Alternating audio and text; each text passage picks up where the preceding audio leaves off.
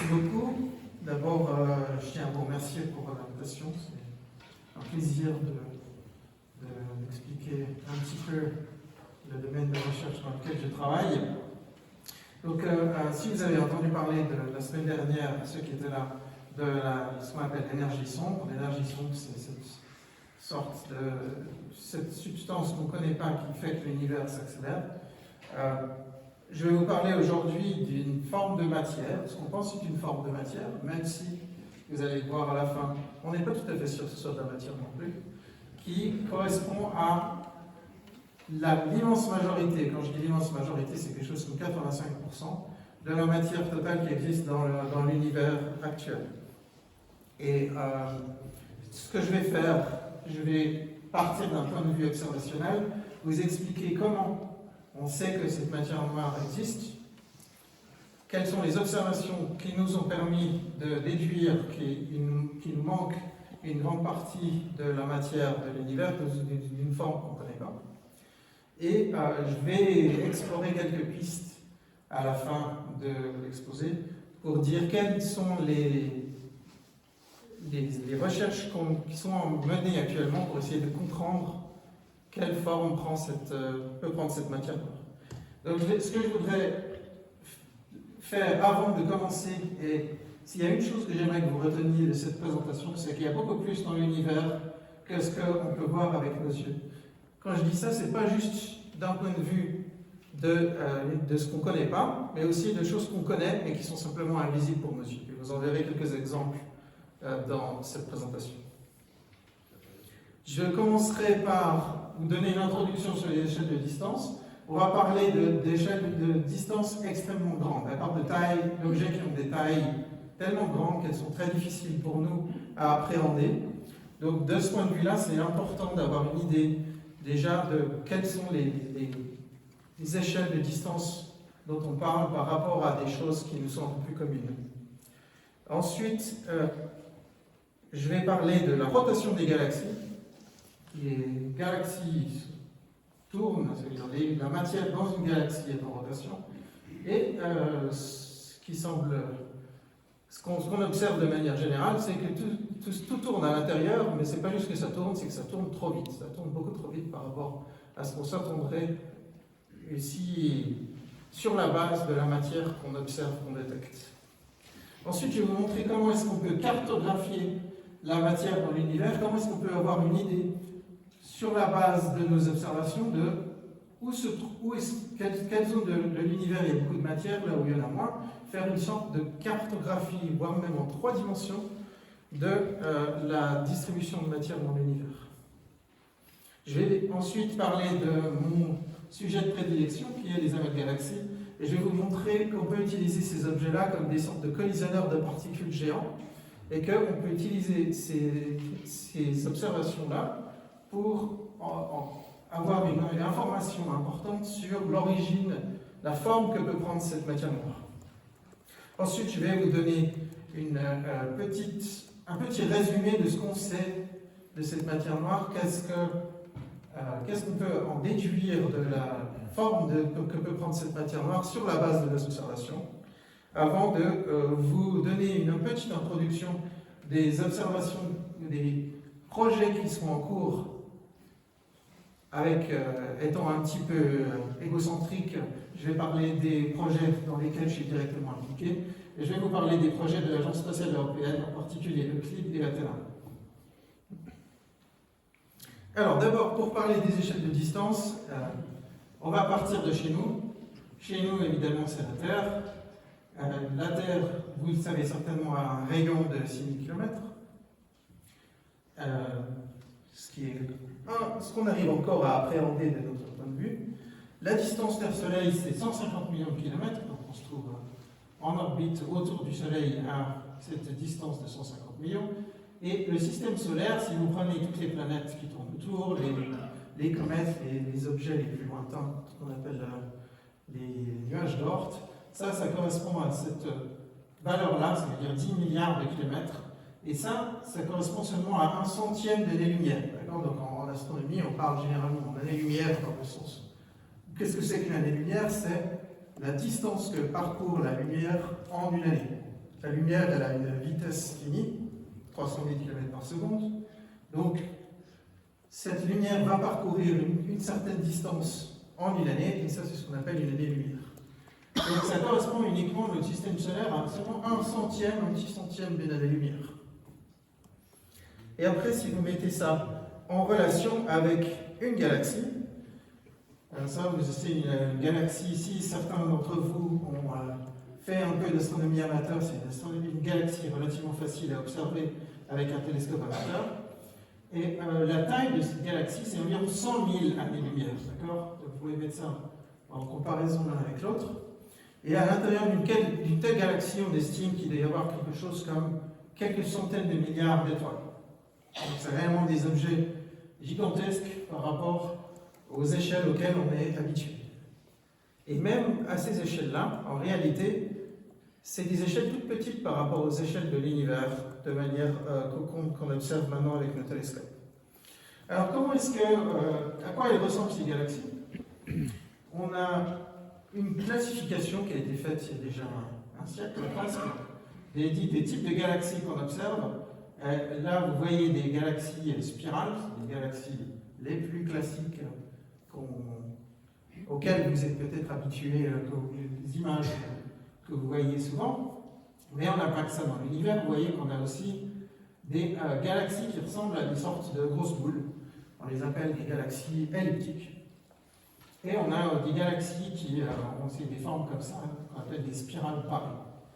Et après, on a des galaxies qui ne ressemblent à rien, et celles-ci, on les appelle des irrégulières, parce qu'on n'a pas beaucoup d'imagination. Donc, on en observe énormément des galaxies. Ce que je devrais dire, c'est que si vous prenez n'importe quelle zone du ciel, vous pointez un télescope puissant, comme le télescope Hubble, le télescope James Webb, ou le télescope Euclide, comme vous verrez à la fin, n'importe quelle zone du ciel, vous allez en détecter beaucoup des galaxies. Quand je dis beaucoup, c'est réellement beaucoup. Ça veut dire, on a, dans les années 90, il y a eu le télescope Hubble qui a passé 10 jours d'affilée à regarder une région du ciel qui était apparemment vide. Ça veut dire qu'on ne connaissait aucun objet astrophysique dans cette région-là. Et le télescope Hubble a détecté 3000 galaxies dans cette zone.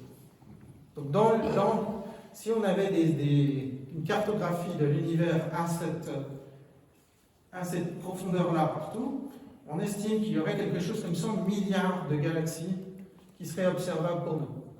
Chacune d'entre elles contenant au moins 100 milliards d'étoiles. Ça vous donne une idée des nombres et des échelles dont on parle. Ok, maintenant, si on parle un petit peu de notre galaxie, on l'appelle généralement la Voie lactée. La Voie lactée, c'est une galaxie spirale avec probablement une barre au centre. Et elle ressemble, si on la voyait depuis en haut, ce qu'on n'est évidemment pas capable de faire, donc là vous voyez une image d'artiste de ce que serait la Voie lactée, vous verriez quelque chose comme ça. Donc vous verriez ici une région centrale et des bras spiraux comme ça qui sont enroulés. Dans ces bras spiraux, vous avez, ce que vous voyez aussi, c'est que vous avez une différence de couleur entre ces bras spiraux ici et les régions centrales. La raison de cette différence de couleur, c'est que dans ces bras spiraux, vous avez ici Star Forming Regions en anglais, vous avez des régions de formation stellaire, donc des régions à l'intérieur de laquelle, aujourd'hui, on forme des étoiles, on va former des étoiles jeunes, des étoiles nouvelles, qui vont être des étoiles massives, qui vont avoir une couleur bleutée. Alors que dans les régions centrales de notre galaxie, on en forme très très peu de ces étoiles, et du coup on a que des vieilles étoiles, des étoiles de petite masse, qui sont rougeâtres, orangées. C'est pour ça qu'on voit cette différence de couleur. Et nous, on se trouverait quelque part par ici. Et si vous voyez ici au centre, vous voyez aussi un petit point qui serait noté ici comme un central black hole, c'est-à-dire le trou noir central de notre galaxie. Chaque galaxie possède en son centre un trou noir supermassif. Qu'est-ce qu'on veut dire par supermassif? C'est qu'il va faire des millions de fois la masse du Soleil. Celui de notre galaxie, il contient quelque chose comme 4 millions de masses solaires dans un objet qui est à peu près la taille du système solaire. Ok, voilà. Vous êtes quelque part par ici. Donc maintenant, il faut voir si on la voyait par-dessus, mais il faut imaginer un disque. Donc si maintenant vous vous placez à l'intérieur de ce disque, qu'est-ce que vous allez voir? Vous allez voir que quand vous regardez dans le plan du disque, vous allez voir beaucoup d'étoiles, et quand vous regardez hors du plan du disque, vous allez en voir beaucoup moins. Donc vous allez voir quelque chose comme ça. Ça, c'est une vraie image cette fois. Vous voyez ici, en réalité, ça c'est la zone centrale du centre de notre galaxie qu'on voit ici, dans la constellation du Sagittaire, si ça vous dit quelque chose. Et vous allez voir cette sorte de bande comme ça qui traverse le ciel si vous avez un beau ciel. Donc pas depuis Genève. Mais si vous avez la chance d'aller une fois en montagne par une belle nuit ou dans le désert ou ce que c'est, vous allez voir très facilement cette bande qui a l'air un petit peu diffuse comme ça, qui en réalité représente la luminosité combinée de toutes les étoiles qui se trouvent dans notre galaxie. Et après, je vous ai déjà dit que les galaxies, il y en a beaucoup, et en fait, elles ne sont pas isolées, ces galaxies. Il y a de la structure là-dedans. Quand je dis qu'il y a de la structure, c'est que les galaxies ne se trouvent pas distribuées de manière aléatoire dans l'univers. Il n'y a pas la même densité de galaxies partout. Vous allez avoir des régions dans lesquelles vous allez voir beaucoup de galaxies, d'autres régions dans lesquelles vous allez voir rien du tout. On appelle ça des vides cosmiques.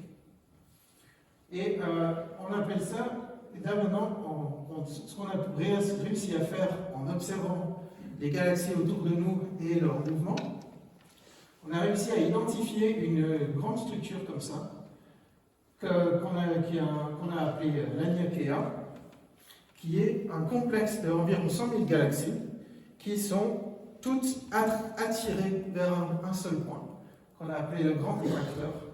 Et ça, on appelle ça un superamas. Donc vous voyez que là, 100 000 galaxies qui font partie d'une seule et même structure à très très grande échelle, c'est réellement quelque chose d'impressionnant. Donc ce qui est intéressant, là, si vous voyez ces traces ici, c'est comme si vous voyez le mouvement de toutes ces galaxies, puis vous voyez que toutes convergent vers un point. Et ce point, c'est ce qu'on appelle le grand effracteur.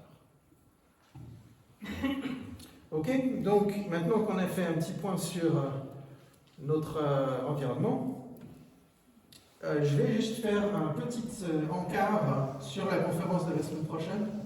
Ne vous inquiétez pas, je ne vais pas aller en détail sur ce que Martin Kunz dira la semaine prochaine, mais je vais utiliser juste je vais juste vous introduire le fond cosmique micro-ondes comme notre point de départ. Qu'est-ce que c'est que le fond cosmique micro-ondes? C'est ces deux messieurs ici, Arnaud Penzias et Robert Wilson, qui ont construit un radiotélescope dans les années 60. Voilà à quoi il ressemblait ce radiotélescope.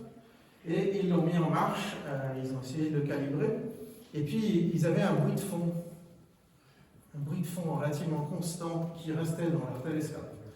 Et ça les embêtait beaucoup, parce qu'ils se disaient, mais c'est pas normal, on ne va pas être aussi sensible que ce qu'on s'attendait. Ils ont même été vérifiés s'il n'y avait pas des nids de pigeons quelque part coincés sur le télescope, mais ils n'ont rien trouvé. Et au final, après, ils en ont déduit que c'était quelque chose de réel. Et ce que c'est ça. Ça, c'est une image que vous avez peut-être déjà vue, qui est ce qu'on appelle le fond cosmique micro-ondes, tel qu'il a été observé par le satellite Planck de l'Agence spatiale européenne. Et ça, c'est ce que vous voyez ici, les zones, c'est juste l'intensité du rayonnement. Vous avez des zones un peu plus brillantes ici, un peu moins brillantes par ici. Dans les micro-ondes, c'est à peu près les mêmes types de rayonnement que quand vous mettez votre micro-ondes en marche, quoi. Et c'est très très homogène. Quand je dis très très homogène, ça veut dire que vous regardez une région, vous regardez une autre région à côté, vous voyez exactement la même chose. Et ça, qu'est-ce que c'est? C'est un rayonnement fossile qui a été émis dans l'univers primordial, lorsque l'univers était 1000 fois plus petit que ce qu'il est aujourd'hui. Ça veut dire, si vous imaginez, vous avez un gros ballon, et quand vous soufflez dans votre ballon, vous le voyez qui grossit comme ça. Et si nous, on est ici, à l'inverse, là, on regarde le ballon tel qu'il était avant qu'on souffle dedans. Donc quand l'univers était réellement beaucoup plus petit que ce qu'il est aujourd'hui. Et ça nous donne une idée de comment était l'univers à ce moment-là. Et ce qu'on pense, c'est que justement, étant donné que si vous regardez deux régions, vous voyez essentiellement la même chose, à de toutes petites fluctuations près, ça veut dire que l'univers tel qu'il était à ce moment-là était extrêmement homogène. Vous voyez, on avait une densité de matière dans l'univers qui était la même chose partout.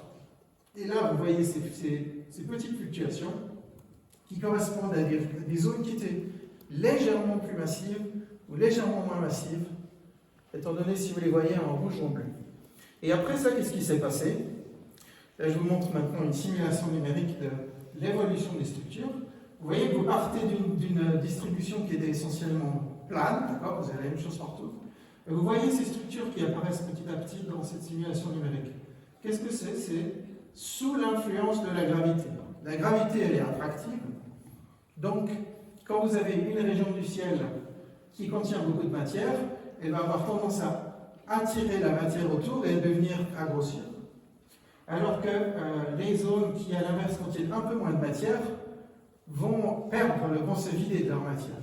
Donc vous allez avoir une distribution de matière qui va devenir de plus en plus inhomogène, telle que vous la voyez là, avec des sortes de nœuds, ici. Vous avez formé cette sorte de réseau filamentaire avec des nœuds au milieu. Et ce réseau filamentaire contient à l'intérieur de lui toutes les galaxies qu'on observe. Donc là, dans ces zones ici au milieu, on observe très peu de galaxies. Donc, juste pour vous faire vous donner une idée, si ça c'est lié, si vous avez ici l'histoire de l'univers, si ici on a le fameux Big Bang, 400 000 ans plus tard, on a ce qu'on appelle la recombinaison. Ça correspond à ce fond cosmique micro-ondes qu'on vient de voir. Et nous, on est ici, environ 13-14 milliards d'années plus tard. Et depuis là, vous voyez sur ce schéma les galaxies qui se forment petit à petit, en grossissant, en attirant de la matière autour d'elles. La question importante à laquelle je voudrais répondre avant d'aller plus loin, c'est pourquoi ça tourne. Vous avez vu toutes ces images où ça tournait. Et pourquoi ça tourne?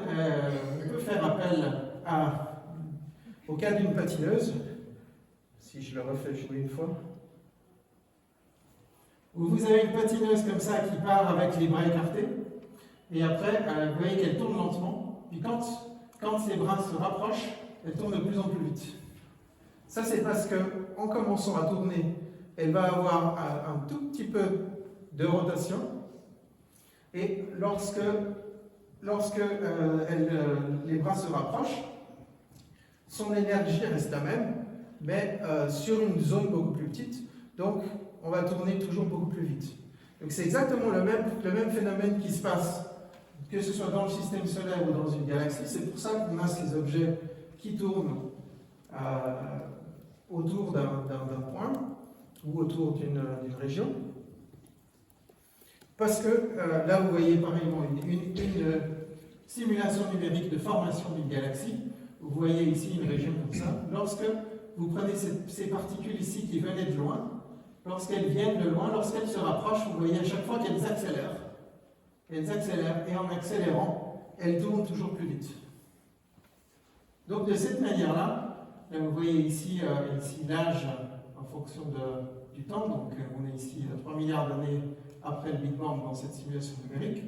Vous voyez que cette galaxie, d'abord elle va aller remplir de plus en plus, elle va se grandir de plus en plus en attirant des petites galaxies qui se trouvaient autour d'elle, et elle va tourner de plus en plus vite en attirant cette matière qui lui tombe dessus, et en tombant va accélérer sa rotation. D'accord? D'ici à ce que, si on va avec le temps, vous allez voir que vous allez former dans cette simulation une galaxie qui va ressembler à une des belles galaxies spirales qu'on a vues auparavant. Donc c'est ce processus-là qu'on pense qui nous permet de former une galaxie. L'important à se souvenir ici, c'est qu'on a cette rotation, qui nous vient de du fait que les particules proviennent de loin, lorsqu'elles tombent, elles accélèrent. Et combien elles vont accélérer, ça va dépendre de la quantité de matière qui se trouve à l'intérieur de la galaxie. Si vous tombez sur un objet peu massif, vous n'accélérez pas beaucoup, parce que la gravité de l'objet n'est pas très importante. Si vous tombez sur un objet très massif, à l'inverse, vous allez accélérer très fort et vous allez avoir des vitesses de rotation rapides à la suite. Donc, les galaxies spirales, telles que vous les voyez là, ces fameux bras spiraux ici, sont en rotation. La raison pour laquelle on a ces bras spiraux, c'est parce que la matière qui se trouve à l'intérieur de ces galaxies est en orbite autour d'une région centrale ici. Donc si vous prenez notre cas à nous, en réalité, effectivement, on se trouve, comme on a vu avant, on se trouve dans un de ces bras spiraux. Donc on est en orbite autour du centre galactique, à une vitesse d'environ 220 km/s. Et si vous faites le calcul, vous obtenez qu'on fait un tour autour du centre de la galaxie en à peu près 250 millions d'années. Donc si vous imaginez que les dinosaures vivaient il y a 100 millions d'années, quelque chose comme ça, si nous on se trouve ici, les dinosaures ils se trouvaient là-bas. Donc, à partir de là, ce qui est important, c'est que cette vitesse de rotation donc, va dépendre de la quantité de matière qui se trouve à l'intérieur. Et ça, vous pouvez le comprendre aussi, c'est l'effet, si vous êtes en voiture, vous prenez un tournant, vous vous sentez éjecté vers l'extérieur, ce qu'on appelle la force centrifuge. Et pour être en rotation, vous devez avoir un équilibre exact entre la force qui vous attire vers le centre, donc la gravitation, et cette force qui vous éjecte vers l'extérieur quand vous tournez, cette force centrifuge. Donc plus vous tournez vite, plus votre force centrifuge est élevée, plus la gravitation est forte, donc plus vous avez de matière à l'intérieur. Donc on peut utiliser cette vitesse de rotation des étoiles autour du centre d'une galaxie pour savoir combien de matière on a à l'intérieur. Et c'est là que le problème est apparu. Donc là, vous voyez ici une image de Vera Rubin, qui est l'astronome qui a découvert cet effet pour la première fois dans les années 70. Et qu'est-ce qu'elle a observé, Vera Rubin? Elle a fait un graphe.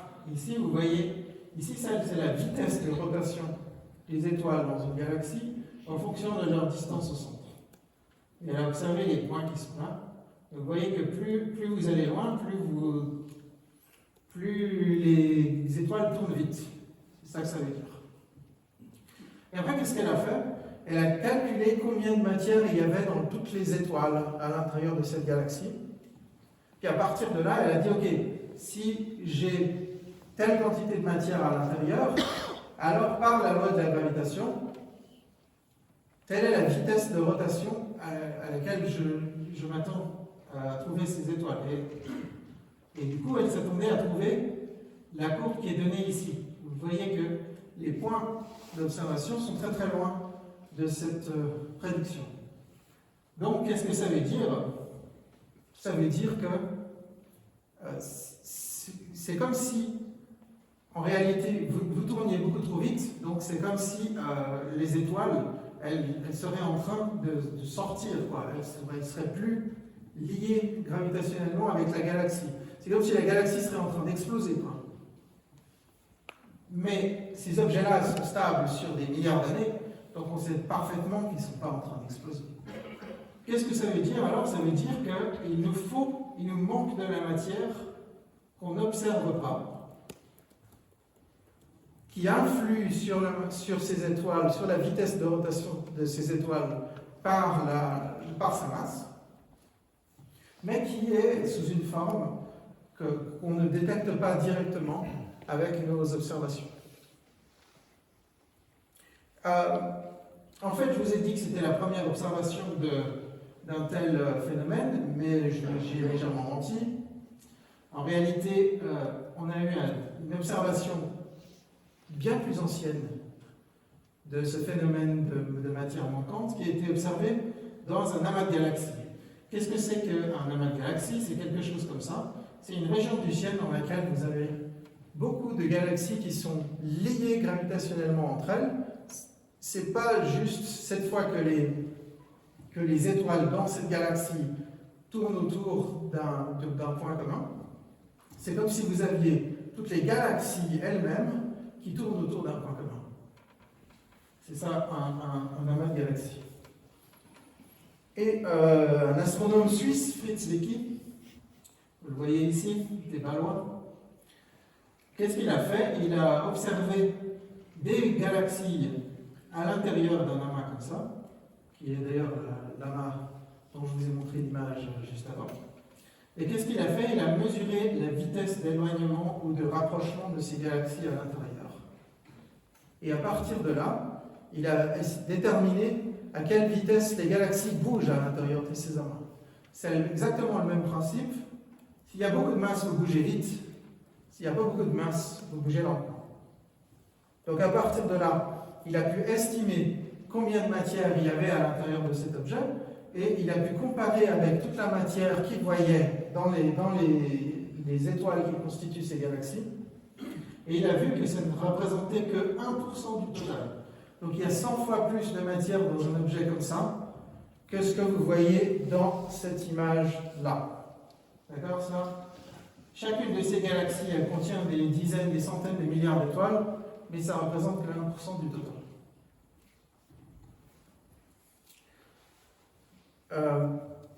Donc ça, c'était la première observation historique de cet effet de matière noire.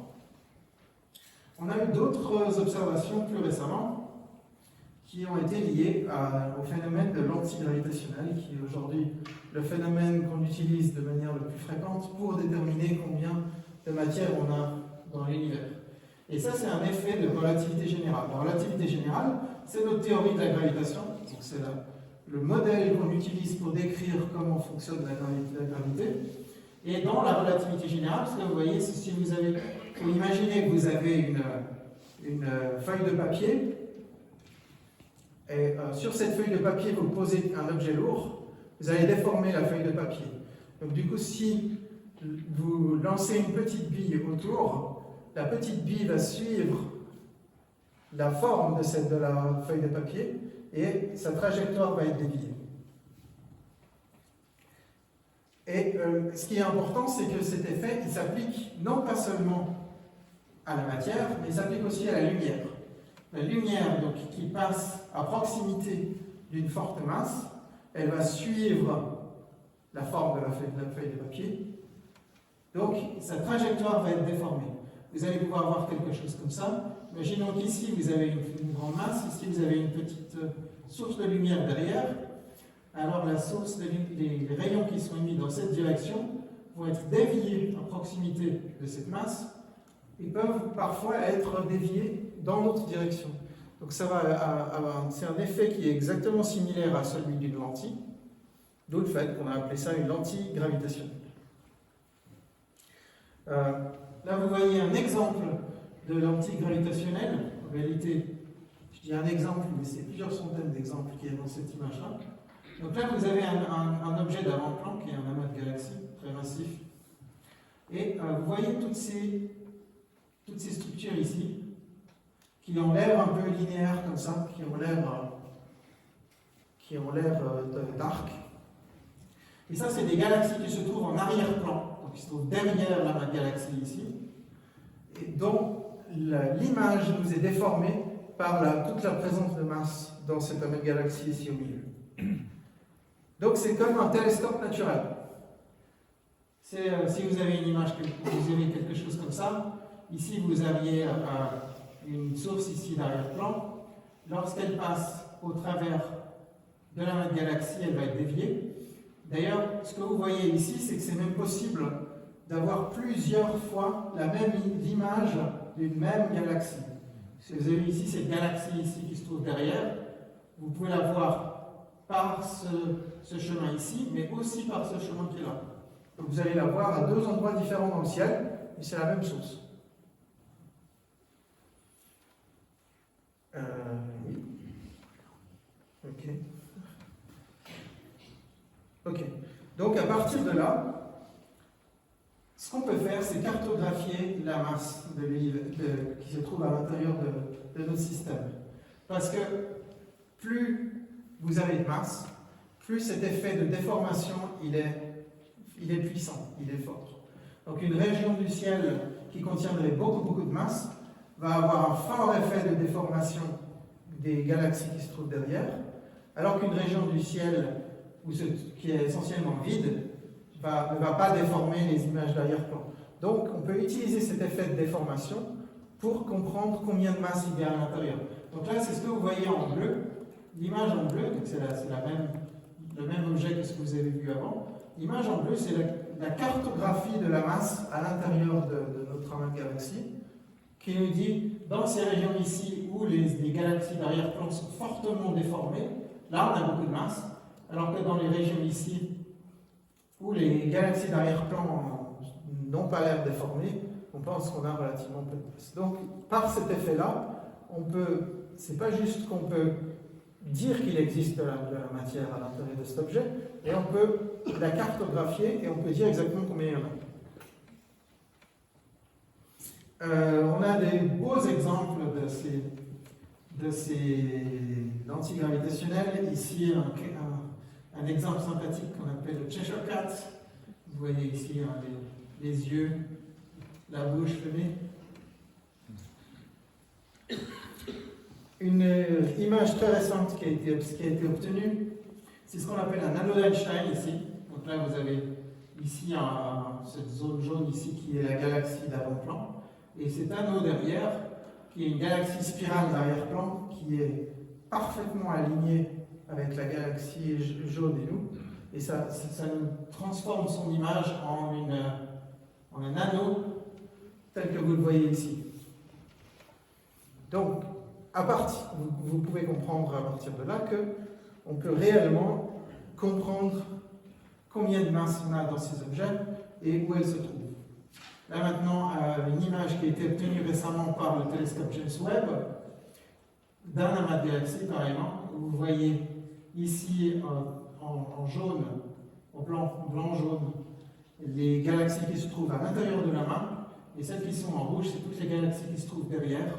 Il y en a quelque chose comme 60 000 dans cette image-là. Donc réellement, avec notre instrumentation actuelle, on peut faire une cartographie de l'univers. Au-delà de ça, ça c'était pour ce que vous voyez avec les télescopes classiques, je dirais, c'est-à-dire des télescopes qui utilisent la lumière visible, mais on a d'autres moyens d'observer l'univers, on n'a pas juste la lumière visible. En réalité, la lumière prend plein de formes différentes, et ça c'est ce qu'on appelle le spectre électromagnétique, qui est juste en réalité dire si vous avez une particule de lumière, un photon, combien d'énergie se trouve dans ce photon, quelle est sa fréquence d'oscillation, parce qu'un photon c'est une onde, et plus cette fréquence d'oscillation est élevée, plus il y a d'énergie à l'intérieur. Et nos yeux ne sont capables d'observer qu'une petite gamme de fréquences qui correspond aux couleurs de l'arc-en-ciel que vous avez là, c'est ce qu'on appelle la lumière visible. Mais le spectre électromagnétique est beaucoup plus large que ça. Donc il existe toutes sortes de phénomènes qui vont émettre de la lumière sous une forme que nos yeux ne sont pas capables de capter. Par exemple, ici, si vous prenez, pourtant ces effets-là, ils doivent vous être très familiers dans la vie quotidienne. Par exemple, si vous prenez les ondes radio, c'est exactement ce qui se passe si vous avez une radio dans votre voiture et que vous l'enclenchez, vous mettez sur FM. Vous ne captez plus la RSR, mais le reste ça marche encore. Si vous avez ici les micro-ondes c'est ce qui est utilisé dans les téléphones portables. Quand votre téléphone portable communique avec une antenne, vous utilisez des micro-ondes. L'infrarouge, en réalité, ça correspond à... Nous sommes des émetteurs d'infrarouge.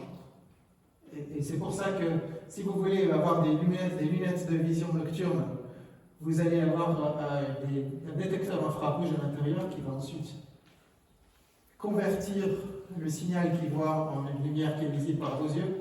Pour ça, vous pouvez faire une image, ici là, vous voyez une image d'un chien de nuit. Les ultraviolets,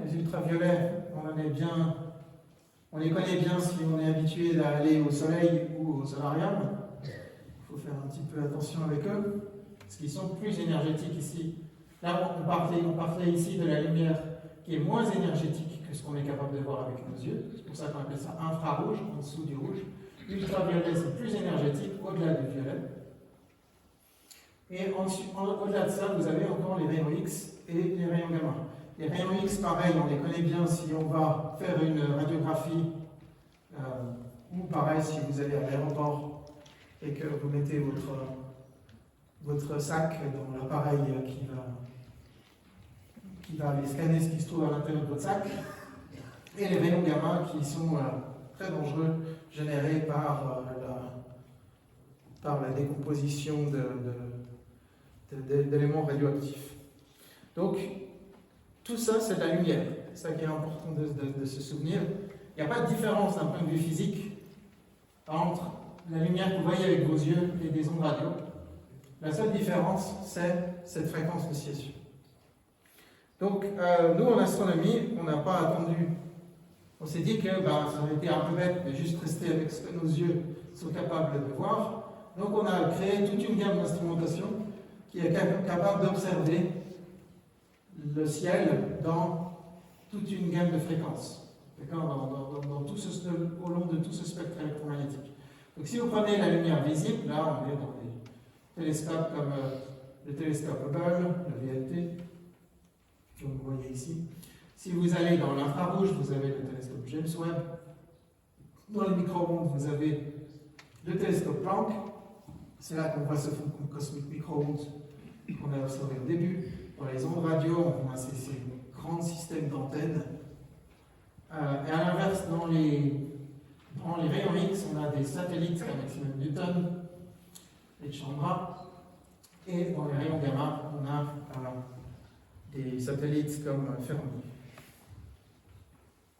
Donc à partir de là, pourquoi ça nous intéresse d'aller voir toutes ces différentes gammes de fréquences? C'est parce qu'il existe une relation entre la fréquence du rayonnement que vous observez et la température de l'objet. Plus un objet est chaud, plus il va émettre de la lumière énergétique, donc qui a une fréquence d'oscillation très rapide. Là, par exemple, vous voyez ici, si vous avez un objet qui a 100 degrés Kelvin, nous, 1 degré Kelvin, c'est moins 273 degrés Celsius. Donc nous, on est à peu près à 300 degrés Kelvin. Et vous voyez que pour cette température-là, on émet notre rayonnement essentiellement dans l'infrarouge. C'est pour ça que l'image du chien de nuit est faite avec une caméra infrarouge. Donc, quand vous voulez aller observer des phénomènes froids, vous allez aller dans l'infrarouge et dans les micro-ondes. Si vous voulez, à l'inverse, observer des phénomènes très chauds, alors là, vous allez aller dans l'ultraviolet et dans les rayons X. Donc, dans les rayons X, on va observer des objets qui ont des températures très très élevées, de 10 millions, 100 millions de degrés. Et il se trouve que l'univers est capable de faire ça. Il y a toutes sortes d'objets dans l'univers qui ont ce type de température. Et là maintenant, si on reprend notre image de notre galaxie qu'on avait avant, là on a de nouveau toutes nos différentes galaxies qui bougent à l'intérieur et qu'on a utilisées par leur dynamique pour mesurer le fait qu'il existe de la matière noire à l'intérieur. Maintenant, vous pointez un télescope en rayon X dans la même région du ciel, vous voyez ça. C'est la même région du ciel, j'ai rien changé. Tout ce que j'ai changé, c'est la gamme de fréquences à l'intérieur de laquelle vous observez votre objet. Vous voyez cette grosse boule là. Donc, vu que c'est des rayons X, ça veut dire qu'on a des températures très très très élevées. Là, en l'occurrence, on a quelque chose comme 100 millions de degrés dans cet objet-là. Et vous voyez une grosse boule. Donc, ce n'est pas juste des galaxies individuelles, c'est un milieu qui remplit toute cette zone ici autour, à ces températures extrêmement élevées, 100 millions de degrés. C'est un plasma, donc c'est du gaz, quoi, qui remplit toute cette zone ici autour. Et ce qu'on a calculé, c'est qu'il y a quelque chose comme 10-15 fois plus de masse à l'intérieur de ce milieu très très chaud que dans les galaxies elles-mêmes, dans un objet comme ça. Donc c'est pas juste qu'on a ce problème de matière noire, donc d'un type de matière qu'on ne connaît pas, c'est que aussi si vous observez uniquement avec la lumière visible, vous allez voir les étoiles. Les étoiles ne représentent qu'une petite partie de la matière qu'on connaît. Il y a beaucoup plus de gaz dans l'univers que d'étoiles.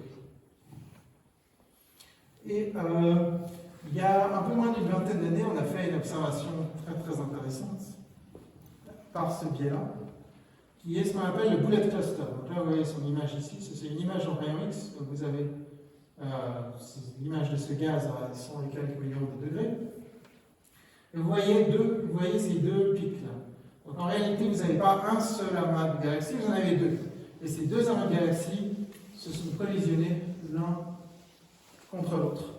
Vous avez un collisionneur de particules à échelle de millions de millions d'années-lumière ici. Qu'est-ce qu'on a fait? On a utilisé nos lentilles gravitationnelles, parce qu'on sait que c'est notre moyen qu'on a pour cartographier la masse, pour déterminer où il y a de la masse à l'intérieur de cet objet. Et on a déterminé qu'effectivement, on a deux objets ici, un plus gros ici, un légèrement plus petit de l'autre côté. Et après, qu'est-ce qu'on peut faire? On peut les coller l'un sur l'autre. Donc, si je vous dis qu'on a ce collisionneur de particules, vous avez ici en bleu la matière totale, en rouge le gaz. Vous voyez que quand vous collisionnez, le gaz, lui, il va se choquer, parce que le gaz, il interagit avec lui-même. C'est comme si vous avez deux boules de gaz, vous les envoyez l'une contre l'autre, elles vont interagir, donc elles vont freiner. Par contre, ce que vous voyez, c'est que ici, la matière totale, elle, si elle n'interagit pas, elle va juste se passer au travers. Ok? Donc là, on voit une image comme celle-ci. Ici, vous avez en rouge le gaz, en bleu la matière totale. Et ce qu'on sait, c'est que on a dit on a quelque chose comme 10 à 15 fois plus de matière à l'intérieur du gaz par rapport aux galaxies. Donc, si on n'avait que le gaz, on devrait avoir que la matière totale va retracer le gaz, et non pas les galaxies, vu qu'on en a beaucoup plus. Mais vous voyez qu'ils sont découplés. Et ils sont découplés parce qu'ils se sont choqués l'un contre l'autre. Le gaz interagit avec lui-même. C'est comme si avec un train, vous allez contre un mur, vous allez freiner. Par contre, la matière ici, elle est passée au travers. Les deux objets se sont choqués, et la matière, c'est comme si c'était rien passé. Il n'y a pas eu d'interaction. Donc, étant donné qu'on a cette séparation entre les deux, ça nous dit qu'il doit forcément y avoir une composante supplémentaire de matière par rapport à juste le gaz et les galaxies. Et cette composante supplémentaire, ça doit être cette fameuse matière. Donc, qu'est-ce qu'on peut en déduire si on met toutes ces observations en commun? La première chose, la matière noire est massive. Quand on dit massive, c'est 85% de la masse totale dans l'univers. Donc si vous prenez une particule dans l'univers, 5 fois sur 6, ça va être une particule de matière noire. Non collisionnelle, ça veut dire qu'elle n'interagit pas avec elle-même. C'est cette idée du collisionneur. Si vous l'envoyez l'un contre l'autre, il se passe au travers. Donc il n'interagit pas avec lui-même. Et elle doit être froide, c'est-à-dire que les vitesses de déplacement des particules à l'intérieur de ces objets doivent être petites par rapport à la vitesse de la lumière. Donc ça nous donne des propriétés d'une particule invisible qui serait responsable de ces effets gravitationnels qu'on observe. Mais il n'y en a pas. Donc si on prend notre modèle standard de physique des particules, on a une liste de particules qu'on connaît. Il n'y en a aucune qui satisfait ces conditions-là. Donc, qu'est-ce que ça peut être?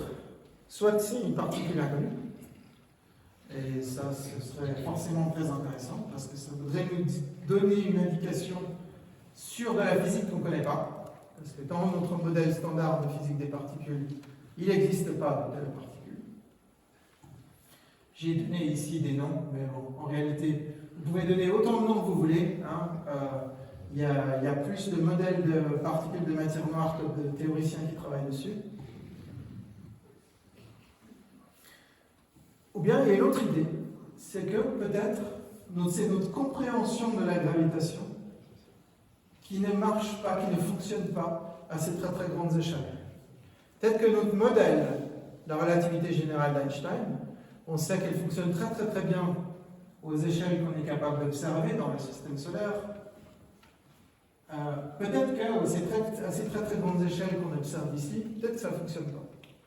Si c'est le cas, ce serait aussi quelque chose de fondamental pour nous, parce que c'est notre compréhension de la gravitation, d'une des forces fondamentales de l'univers, qui serait incomplète. Alors, pour répondre à ces questions, nous, on travaille avec l'Agence spatiale européenne. Et l'Agence spatiale européenne, elle a travaillé depuis un peu plus d'une dizaine d'années pour construire un télescope qui s'appelle Euclide. Qu'est-ce que c'est Euclide? Vous avez une petite image d'artiste ici. C'est un télescope spatial qui a été créé par un consortium européen dont on fait partie et qui a été lancé il y a 2 ans et demi maintenant, le 1er juillet 2023.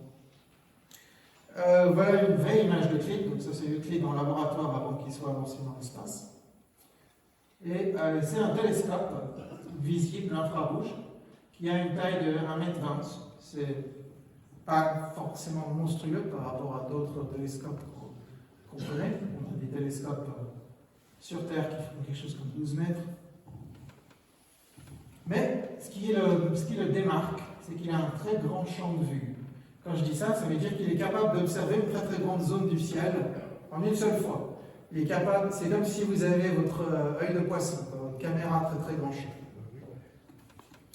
Et sur ce télescope, il y a un mécanisme d'ouverture qui permet d'ouvrir et de fermer le télescope, d'être capable de le faire jusqu'à 500 000 fois, et qui a été construit en Suisse dans les laboratoires de l'industrie APCO sous notre direction. Alors pourquoi aller dans l'espace? Parce que forcément envoyer un satellite c'est compliqué, ça coûte cher, c'est très difficile d'un point de vue technique. Pourquoi est-ce qu'on ne pourrait pas faire la même chose sur Terre? Je vais vous expliquer pourquoi. Ici vous avez une image d'une région du ciel qui a été obtenue par un télescope au sol, donc c'est le Blanco 4 mètres, qui fait le miroir est 4 mètres, donc il est beaucoup plus grand que celui d'Euclide. Vous vous dites a priori pourquoi est-ce que ce serait mieux de faire Euclide? Et la raison, elle est là. Maintenant, si vous observez la même région du ciel exactement avec Euclide, vous voyez, vous voyez à quel point l'image que vous obtenez avec Euclide est beaucoup plus nette que celle que vous obtiendrez avec un télescope au sol. Et ça, c'est dû à l'atmosphère. Si vous observez depuis le sol, vous avez l'atmosphère entre deux. L'atmosphère, elle est turbulente. Si vous avez pris l'avion, vous vous en êtes rendu compte. Et vu que l'atmosphère est turbulente, elle perturbe la trajectoire de la lumière pour arriver jusqu'au sol.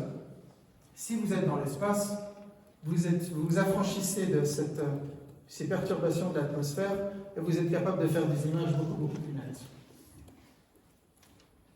Et Euclide, la raison pour laquelle il est extrêmement puissant, c'est qu'il a, je vous ai dit, un très très grand champ de vue. Donc ça, cette image que vous avez vue avant, ça correspond uniquement à un petit carré ici de ce que Euclide est capable de faire en une seule pause. Okay? Donc en une pause, vous obtenez tout ce carré ici. Et pour vous donner une idée, ça c'est la taille de la pleine lune. Donc vous êtes capable de faire une zone nettement plus grande que la pleine lune avec une seule pause. Et la raison pour laquelle je vous dis que Euclide est une révolution, c'est que si vous prenez le télescope James Webb de la NASA, qui a coûté 10 milliards de dollars à lui tout seul, et bien lui, il fait ça.